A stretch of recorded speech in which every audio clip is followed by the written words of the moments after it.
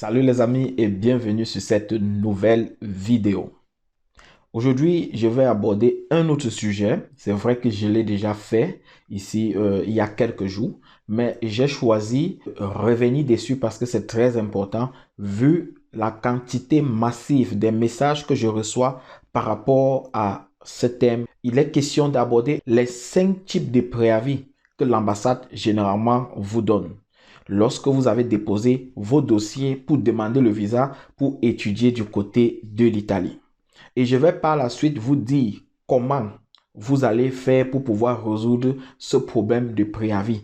Quelles sont les démarches ou quelle est la posture à prendre avant les 10 jours d'échéance que l'ambassade vous donne pour pouvoir justifier ce préavis.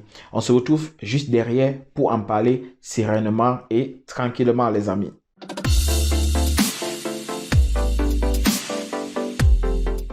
Une fois de plus, salut à tout le monde et bienvenue sur cette vidéo.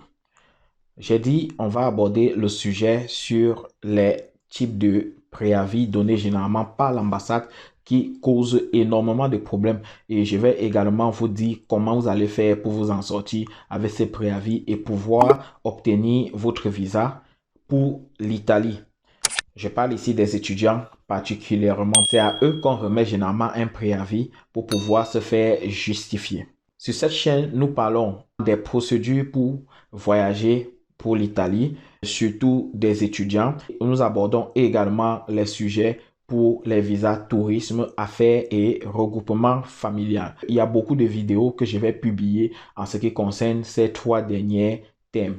Mais pour le moment, concentrons-nous encore sur les étudiants qui ont énormément de problèmes ces derniers temps, avec les préavis en cascade que l'ambassade donne déjà depuis un bon bout de temps. Tout d'abord, avant de continuer, si vous avez un projet de voyage pour l'Italie ou si vous avez un projet de business d'investissement du côté de l'Italie, n'oubliez pas de consulter le cabinet spécialisé qui se trouve du côté de l'Italie, qui s'appelle tout simplement Vision Consulting, qui se charge de tout faire pour vous.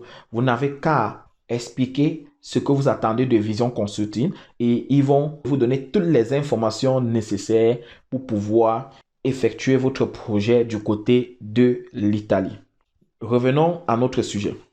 Les amis, il existe plusieurs types de préavis. Mais les 5 que je vais vous citer sont considérés comme les plus fréquents et les 2 derniers sont naturellement les plus dangereux pour un étudiant. Suivez tout simplement et je vais vous expliquer ce qu'il faut faire après avoir reçu naturellement votre préavis. Le tout premier préavis, qui n'est pas un préavis très dangereux, c'est tout simplement un préavis pour absence d'un ou de plusieurs documents dans votre dossier. Ça veut dire l'ambassade a étudié naturellement tout ce que vous avez déposé comme dossier et ils ont remarqué qu'il y a absence d'un document précis à l'intérieur ou bien tout simplement, à ce niveau, l'ambassade veut que vous justifiez un document que vous n'avez pas pu mettre à l'intérieur de votre dossier. Comme j'ai dit préalablement, à la fin, je vais vous expliquer comment vous allez résoudre ces problèmes de préavis. Le deuxième type, c'est tout simplement pour absence de justification de la caution bancaire. Généralement, l'ambassade vous écrit préavis pour manque de démonstration des 6 080 € de couverture financière. À ce niveau-ci, vous deviez régler ce problème et apporter le document de l'AVI à l'ambassade. Vous savez, il y a certains étudiants que lorsqu'ils vont déposer les dossiers, ils vont à la banque et ils ouvrent un compte et ils déposent les 6 000 € à l'intérieur. Non, ce n'est pas ce que l'ambassade vous a demandé de faire. Le document demandé le plus souvent pour pouvoir justifier la caution, c'est l'AVI. C'est l'attestation de virement irrévocable. Ça veut dire, vous deviez aller à la banque, soit avec un parent ou bien soit une personne qui se trouve du côté de l'Italie va utiliser votre passeport pour pouvoir vous faire cette AVI. Selon le modèle que l'ambassade vous a remis, il y a les fax-mail pour pouvoir faire cette attestation de virement irrévocable. Je précise encore, cet argent n'est pas l'argent de l'ambassade, c'est l'argent de l'étudiant.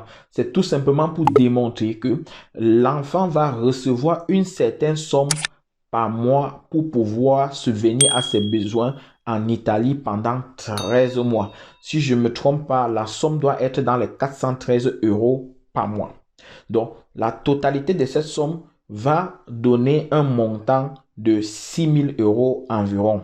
Le troisième type de préavis que l'ambassade vous donne, généralement, c'est un peu similaire au deuxième type.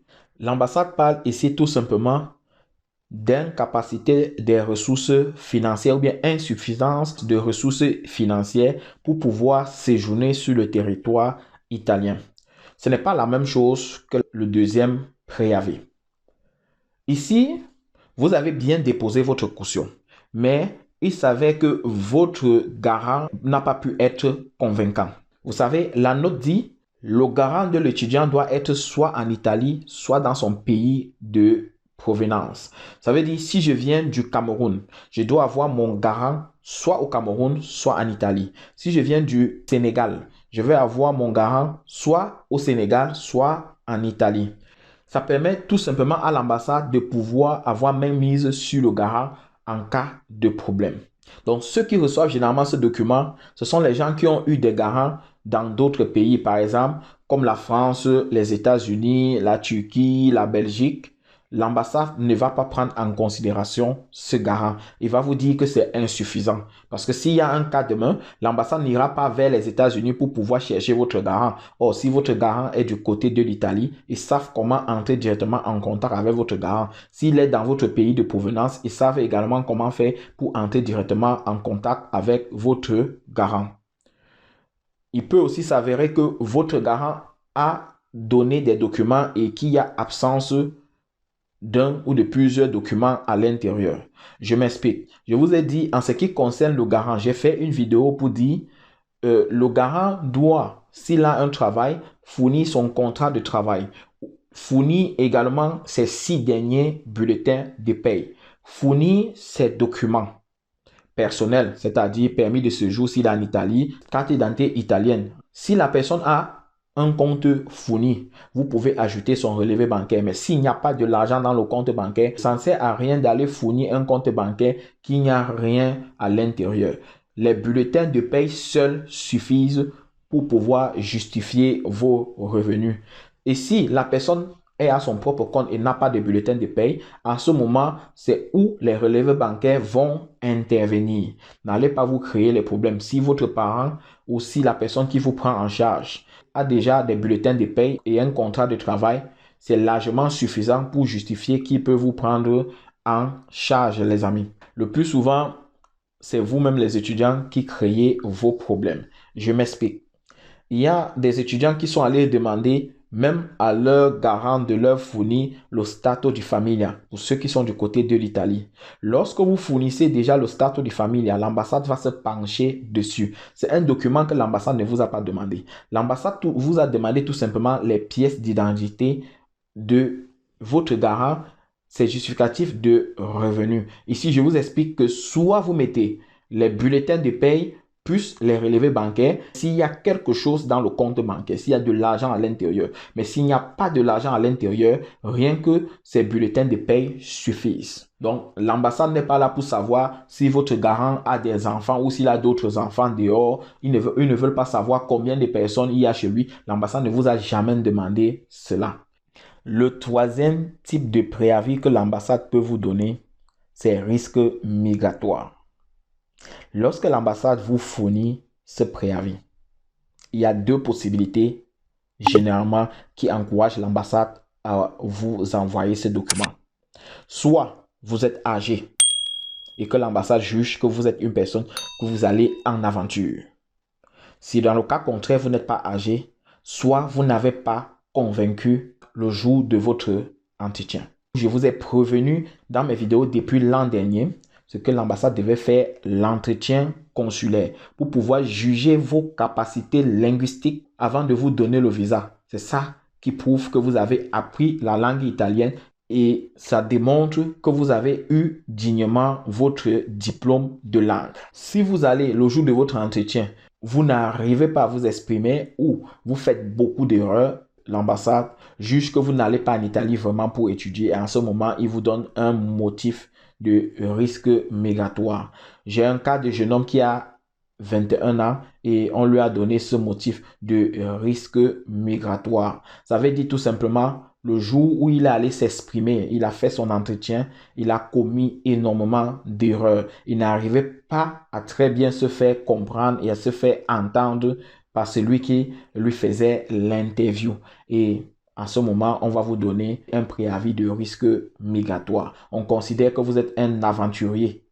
Le dernier type de préavis que l'ambassade peut vous donner, qui est le préavis le plus dangereux, c'est préavis pour présence d'un ou de plusieurs documents non authentiques.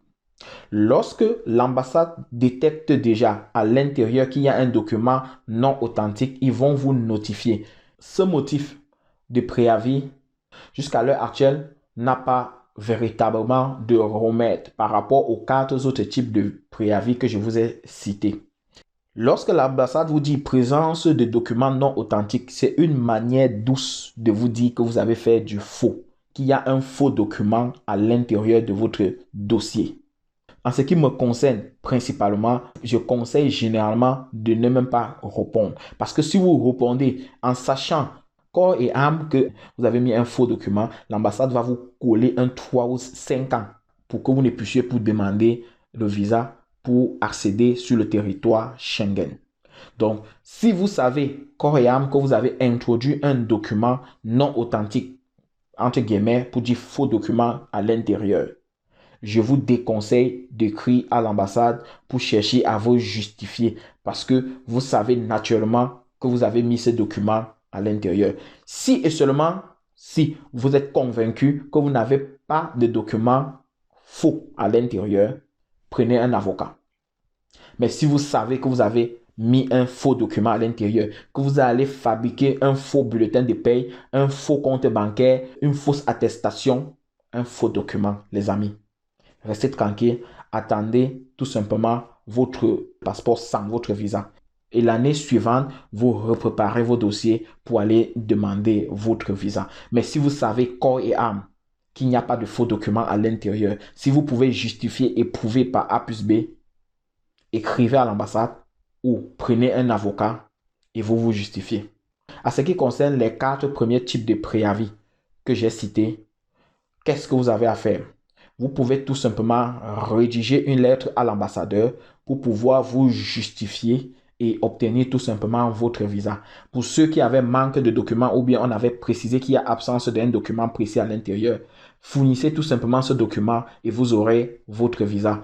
Pour ceux à qui on a remis un préavis de risque migratoire, écrivez tout simplement à l'ambassade, vous justifiez votre projet de voyager sur le territoire italien. Vous motivez également l'ambassadeur à travers vos ambitions par rapport à vos études sur le territoire italien. Et en ce moment, vous le faites avec un bon italien bien écrit. Certaines personnes ont commis l'erreur de faire en français. Or, vous voyagez pour l'Italie. Là-bas, la langue officielle, c'est l'italien. Et on suppose que vous avez appris l'italien avant de venir demander le visa pour voyager pour l'Italie. Donc, ils s'attendent à ce que vous rédigez en italien. C'était tout ce qu'il fallait que je précise en ce qui concerne cette affaire de préavis. Pour conclure une fois de plus, c'est lourd fardeau. Et vous souhaitez tout simplement bonne chance à ceux qui vont faire la requête. Bonne chance à ceux qui sont encore en attente de leur visa. Je souhaite vivement que vous puissiez l'obtenir sans toutefois avoir de préavis. Je vous souhaite encore bonne chance. On se retrouve à la prochaine vidéo. Ciao, ciao.